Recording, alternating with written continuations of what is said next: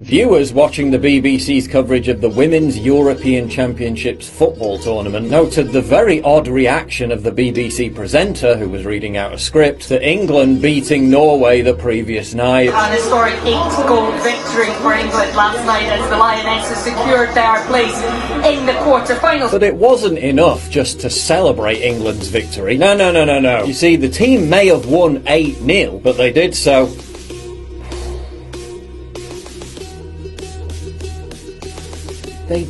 while being white. But all starting 11 players and the 5 substitutes that came onto the pitch were all white. Oh no, the absolute horror. Were all white. And that does point towards a lack of diversity in the women's game in England. White people in England, a country with an 85% white population. All white. How awful! The BBC was noticeably less perturbed about the lack of diversity on display when the British women's 4x100 metres relay team competed at the Tokyo Olympics. Strangely enough, I've also never heard them highlight the serious problem which is the lack of diversity within the Ghanaian national women's team, or the Nigerian national women's team, or the Pakistani national women's team. What's next? Is the BBC going to do a segment on the shocking lack of diversity within the UK grime scene? Perhaps they're just too busy telling us that the English countryside is racist because 98% of the people who live there are white. Thing is, there are 3 non-white players on the England women's football team. Presumably they just weren't good enough to get in the squad on that night. But 3 players out of a 23-player roster represents about 13% of them being non-white, which mirrors almost exactly the demographic makeup of the country. So in reality,